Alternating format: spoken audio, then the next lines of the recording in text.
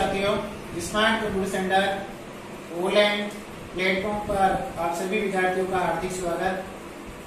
आज मैं फिर से एक हिंदी ग्रामर क्लास लेके आ रहा हूँ आपके बीच में कि भाषा का अपना जो टॉपिक है, भाषा का विकास किस प्रकार हुआ,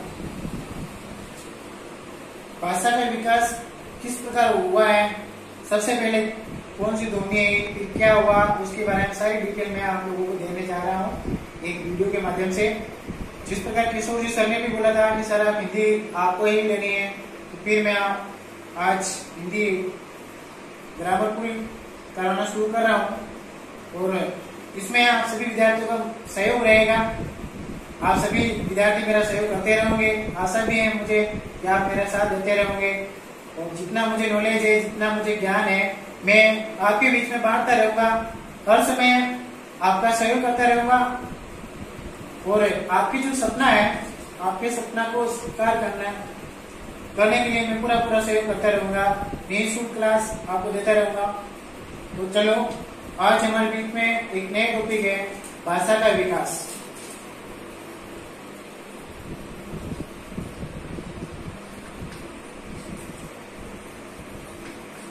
भाषा का विकास, भाषा का विकास किस प्रकार हुआ, टॉपिक है अपने बीच में कि भाषा का विकास किस प्रकार हुआ। जो भाषा का विकास हुआ 6 क्रमों में हुआ। पूरे टोटल जो क्रम है इसके 6 क्रम है। कितने हैं? भाषा का विकास कितने क्रमों में हुआ? वही 6 क्रमों के अंदर हुआ है। तो कितने क्रम पूछते हैं आपको, कोई चरण कितने हैं? तो 6 चरणों के अंदर, 6 चरणों के अंदर भाषा का विकास,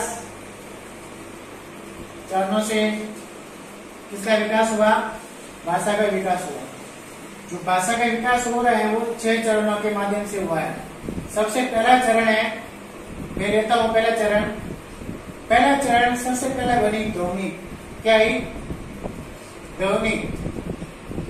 जब छोटा से बच्चा जन्म लेता है, एक छोटा बच्चा जन्म लेता है तो उसको संपूर्ण भाषा आती नहीं है। सिर्फ वो क्या करेगा, या तो रोएगा, रोने की आवाज निकलेगा, या वो ट्रक की आवाज करेगा, या वो हंसता रहेगा, ये उसके बीच में आवाज आएगी। यानी वो अस्पष्ट ध्वनि है। यानी जो बचपन में जो बच्चा जन्म लेता ना, जन्म लेके 5 साल तक बच्चे को अस्पष्ट ध्वनि मुंह से निकालता, बच्चा अस्पष्ट ध्वनि सीख आता। जब भी वो जन्म लेता ना, जन्म से ही बच्चा कौन सी ध्वनि जानता है? अस्पष्ट ध्वनि जानता है, यानी स्पष्ट नहीं बताता है। जैसे उसका कोई अर्थ नहीं निकलता है, भाई वो ध्वनि तो निकलेगा, ध्वनि निकालेगा मुख से, लेकिन कोई अर्थ उसका नहीं निकलेगा। फिर इसी से क्या, ध्वनि से फिर भाषा ध्वनि बनी। क्या बनी? भाषा ध्वनि का विकास हुआ।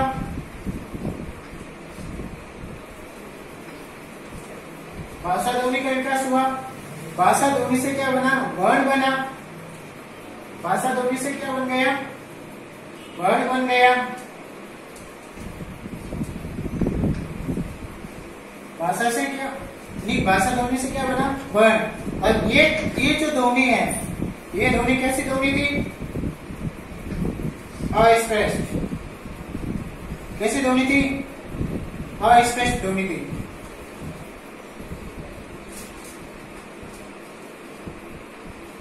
अस्पष्ट ध्वनि कैसी थी? अस्पष्ट। ये ध्वनि कैसी थी? ये ध्वनि थी अपेक्षाकृत स्पष्ट। कैसी ध्वनि थी ये?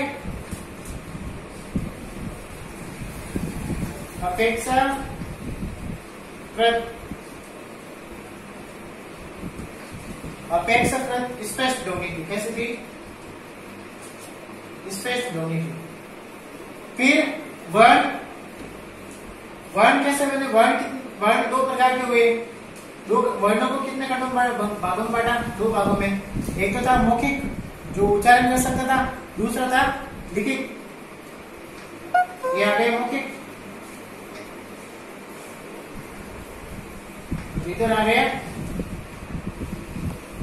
लिखित। ठीक है, अब बात करते हैं कि सर वर्ण क्या है? गुरुजी वर्ण तो बताओ, आपने बताया नहीं है। ध्वनि क्या है? आपने बताया ही नहीं है। वो डायरेक्टली आप बता रहे हो सर वर्ण बताने लगे। तो देखो, ध्वनि, जब बच्चा जन्म लेता है बचपन के अंदर जब बच्चा जन्म लेता है तो बच्चा जन्म लेने के बाद में जो उच्चारण करता है अस्वर ध्वनि बोलता है, वहां तो रोता है या जैसे कोई आवाज टकटक करता है, जैसे मैं चौक से ब्लैक बोर्ड यानी ग्रीन बोर्ड से टकटक की आवाज आ रही, तो टकटक की आवाज आ रही, इसका कोई स्पष्ट अर्थ है क्या? नहीं है ना। तो ये क्या हो गई? अस्पष्ट ध्वनि हो गई। फिर अपेक्षाकृत स्पष्ट, अपेक्षाकृत थोड़ा स्पष्ट अर्थ निकलता है। मान लो थोड़ा धीरे धीरे वो 5 साल की बात करेगा तो क्या करेगा? अपने परिवार में रहेगा और धीरे धीरे कुछ बोलना सीखेगा, जिसके बोलना सीखेगा तो उसका अर्थ निकलेगा ना। वो क्या हो गए? अपेक्षाकृत स्पष्ट। फिर वर्ण, अब वर्ण क्या है ये भी तो आपको बताना पड़ेगा। वर्ण क्या है? वर्ण क्या वो बता सकता है क्या? ध्वनि के सार्थक अर्थ समूह को क्या कहते हैं? वर्ण कहते हैं, जिसका अर्थ निकलता है किसी प्रकार का उसका क्या निकलेगा? अर्थ निकलेगा। सार्थक समूह का मतलब उसका किसी प्रकार का क्या निकलेगा? अर्थ निकलेगा। उसी को हम क्या कहेंगे? वर्ण कहेंगे। और वर्ण भी कितने वर्ण को भी 2 प्रकार में बांटा है। तो एक तो हो गया क्या? मौखिक, जिसको बोल सकते हैं, जैसे क, मैंने बोला क, आ, ई, जैसे मैंने बोला उच्चारण किया, ये हो गया मौखिक। और एक जो बोलता नहीं है, मैं जैसे लिख रहा हूँ, मान लो मैंने क लिख दिया, तो ये क्या हो गया? लिखित। तो वर्ण कितना हो गए? 2 हो गए, लिखित और मौखिक। फिर वर्णों से क्या बना? फिर वर्णों से क्या बन गया? अक्षर। क्या बन गया? वर्णों से बना अक्षर। मैं ये ले रहा हूं आगे। वर्णों से क्या बन गया भैया? अक्षर। अब अक्षर किसे कहते हैं? ध्वनि के ध्वनि। अक्षर क्या है? एक ध्वनि है। ध्वनियों का जो समूह होता है वो क्या कहलाता है? अक्षर कहलाता है। क्या कहलाता है? अक्षर कहलाता है। तो अक्षर क्या है भाई? ध्वनि है। यहां लिख देता हूं मैं। अक्षर क्या हो सकता है भाई? ध्वनि है ये। फिर इनसे अक्षर से क्या बना? शब्द बना। क्या बना? शब्द बन गया। वो शब्द किसे कहते हैं? सार्थक समूह। जो सार्थक समूह होता है शब्दों का, यानी ध्वनियों का जो सार्थक समूह होता है उसे हम क्या कहते हैं? शब्द कहते हैं। तो मैं यहां लिख देता हूं इसका।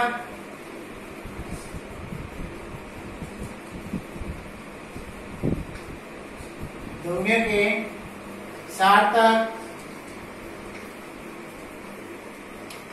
सार्थक समूह को क्या कहते हैं भाई? वाक्य कहते हैं। क्या कहते हैं? वाक्य कहते हैं। फिर वाक्य से क्या बन गया? वाक्य से क्या बन गया?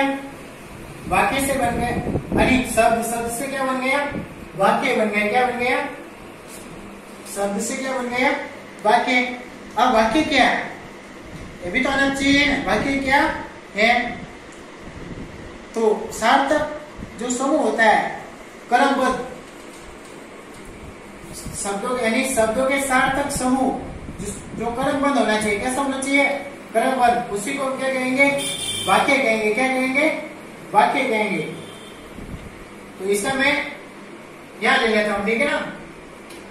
शब्दों के सार्थक समूह को जो शब्द होते हैं वो क्रमबद्ध होना चाहिए। कैसा होना चाहिए? क्रमबद्ध होना चाहिए। उसे हम क्या कहेंगे? वाक्य कहेंगे। तो मैं डायरेक्टली यहां लिख देता हूं सार्थक। शॉर्टकट लिख रहा हूं भैया। सार्थक समूह। किसके सार्थक समूह? शब्दों के सार्थक समूह। और कैसा होना चाहिए? क्रमबद्ध होना चाहिए। कैसा होना चाहिए?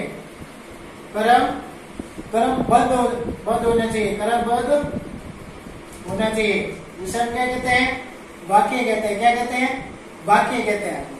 अब देखो अक्षर की बात आती है। अक्षर क्या है? अक्षर की बात भी तो आती है कि सर अक्षर क्या है, यानी अक्षर क्या है, इसके बारे में भी तो आपको आना चाहिए कि सर अक्षर क्या है। यानी सभी स्वर। अक्षर में क्या आ गया? देखो अक्षर में क्या आ गया? सभी स्वर। क्या? सभी स्वर। सभी स्वर और स्वरांत। क्या? स्वरांत व्यंजन। स्वरांत व्यंजन, स्वरांत व्यंजन क्या कहलाता है? अक्षर कहलाएगा। क्या कहलाएगा? अक्षर। अब देखो एक शब्द में लिखा है स्वरांत। स्वरांत का मतलब होता है कि स्वर सहित कैसा होना चाहिए? स्वर सहित होना चाहिए। मान लो मैंने एक एग्जाम्पल लिया है यहाँ, मैंने एक लिख दिया क, क्या लिख दिया ये? क। अब इसके ऊपर मैंने लिख दिया हलन, क्या हो गया? हलन। तो ये अक्षर नहीं है, ये अक्षर नहीं है। क्यों नहीं है? क्योंकि ये स्वर क्या है? स्वर रहित है। कैसा है? स्वर रहित है। जब इसके साथ में अ आ गया, साथ में मिल गया, अ आ गया, तो क्या कैसा बन गया? ये स्वर सहित बन गया। तो ये क्या कहलाएगा? एक अक्षर बन गया। यानी कि क्या हो गया? ये अक्षर हो गया। ठीक है ना? अक्षर बन गया। उसी देखो आगे और है बाकी। अभी सबकी बात बताता हूं मैं। अक्षर की बात समझ में आ गई। फिर लेते हैं भाई शब्द। ये ले लेता हूं मैं शब्द। अब देखो शब्द की बात आती है। शब्द मान लो इन शब्द का मतलब क्या हो गए? सार्थक समूह होता है। कैसा होता है? सार्थक समूह को हम क्या कहेंगे? ध्वनियों के सार्थक समूह को क्या कहते हैं? तो अब देखो शब्द की बात आती है। तो मैं एक शब्द लिखता हूं लकम। क्या लेता हूं? लकम। सार्थक अर्थ का सार्थक समूह या सार्थक अर्थ होना चाहिए। क्या होना चाहिए? यानी जो शब्द लिख रहे हैं उसका किसी न किसी प्रकार का अर्थ होना चाहिए ना। अब लकम का कोई अर्थ होता है क्या? नहीं होता ना लकम का कोई अर्थ। मैंने एक और शब्द लिया, कमल ले लिया। क्या ले लिया? एक शब्द लिया मैंने, कमल लिया। क्या लिया? कमल। कमल का सार्थक अर्थ है क्या है? कमल का सार्थक अर्थ है। देखो कमल का मतलब क्या हो गया? फूल। क्या हो गया? एक पहला अर्थ क्या हो निकला? फूल निकला। दूसरा अर्थ क्या निकल गया? दूसरा अर्थ होता है ध्वनि। क्या हो गया? दूसरी ध्वनि देखो ये क्या? कमल क्या? फूल क्या है? ध्वनि भी है। ध्वनि भी कह सकते हो इसको। ठीक है, लेकिन इसका सही दूसरा अर्थ निकल रहा है। देखो अर्थ क्या निकला? देखो कमल कोई विद्यालय जा, यानी कमल किसी व्यक्ति। देखो एक तो क्या हो गया? फूल हो गया। दूसरा कमल कोई व्यक्ति हो सकता है। अर्थ क्या हो गया? कोई व्यक्ति भी तो हो सकता है। भाई कमल स्कूल जा रहा है या विद्यालय जा रहा है, या कमल भोजन खा रहा है, या कमल आम काट रहा है। तो कमल कोई व्यक्ति भी हो सकता है। ठीक है, कमल कोई व्यक्ति भी तो हो सकता है। ठीक है ना? कमल कोई भी व्यक्ति हो सकता है। आगे देखो भैया, कमल वो भी हो सकता है कि ऐसा भी वाक्य हो सकता है भाई कमल तालाब में खिलता है। एक अर्थ ये हो गया, यानी कमल का जो फूल है वो कहाँ है? तालाब में या किचन में खिल रहा है। ये भी हो गया। अगला तालाब पे, इसका संबंध किससे है? तालाब से भी हो सकता है। ठीक है ना? तो कितना अर्थ हो गया? तीन चार अर्थ हो गया। लेकिन इसका कोई अर्थ निकला क्या? सार्थक अर्थ है क्या? इसका सार्थक अर्थ नहीं होने का मतलब क्या? इसका मतलब क्या हो गया? ये वाक्य ये शब्द नहीं है। ये शब्द नहीं है। आगे समझ में कोई एनी डाउट नहीं है ना? अगला देखो, अगला नेक्स्ट है अपने बीच में क्या? वाक्य। ये भी क्लीन कर रहा हूं। देखो भैया, अब आ गए वाक्य। क्या है? वाक्य। वाक्य की बात मैं बता रहा हूं। अब वाक्य क्या है? वाक्य क्या है? अभी तो चीज आपको आनी चाहिए सर। वाक्य क्या है? क्या चीज है? यानी सार्थक समूह मैंने बता दिया। शब्दों की सार्थक समूह को हम क्या कहेंगे? जो क्रमबद्ध होता है उसे हम वाक्य कहते हैं। क्रमबद्ध कैसे? पहले कर्ता आएगा, ठीक है, उसके बाद में क्या आएगा? पहले आगे कर्ता। मान लो क्रमबद्ध का मतलब क्या होगा? शब्द पहले कर्ता आएगा, कर्ता के बाद में क्या आ गई? क्रिया, क्रिया के बाद में क्या आ गई? ऑब्जेक्ट, यानी क्रम आ गया। क्रम के बाद में सेकंड क्रम भी आ गया, या अन्य वाक्य भी आ सकता है। तो ये सारा जो क्रमबद्ध रूप में विशेषण वगैरह जो सब क्रम चलता है, सरना वगैरह, उसको हम क्या कहेंगे? वाक्य कहेंगे। क्रमबद्ध रहेगा, सार्थक रहेगा, सार्थक अर्थ निकलेगा, किसी न किसी प्रकार का अर्थ निकलेगा, उसे ही हम वाक्य कहेंगे, वरना उसे वाक्य नहीं कह सकते हैं। जैसे मान लो मैं एक वाक्य लेता हूँ, उदाहरण एग्जाम्पल के तौर पर मैं आपको समझाने जा रहा हूँ यहाँ। ठीक है ना? एक कमल, एक मैं वाक्य लेता हूँ, कमल विद्यालय, कमल विद्यालय जाता है, कमल विद्यालय जाता है। अभी यहाँ एक वाक्य बता देते हैं, विद्यालय जाता है। अब पता है आपको विद्यालय कौन जाता है, तो वो वाक्य कहलाएगा क्या? नहीं कहलाएगा ना। मान लो कमल स्कूल विद्यालय नहीं जाता है, इसको हटा देता हूँ, तो आप बताओ आप कह सकते हो सारे वाक्य? नहीं कह सकते हो ना। इसलिए कमल को इसके साथ में करो बस। अगर मान लो मैं ये ऐसा लिख देता हूँ, मैं वापस ऐसा लिख देता हूँ,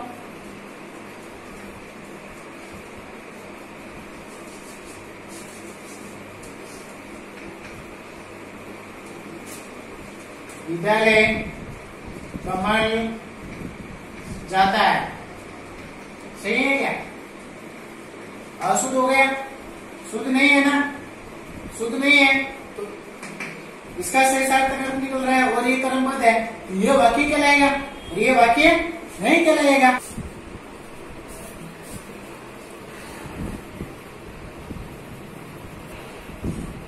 ठीक है साथियों, अगला देखो, अगला सेंटेंस में लेता हूं कि कमल या तालाब में, क्या ले लेता हूं? तालाब में फूल खिल रहा है या कमल खिल रहा है। ठीक है, तालाब में कमल खिल रहा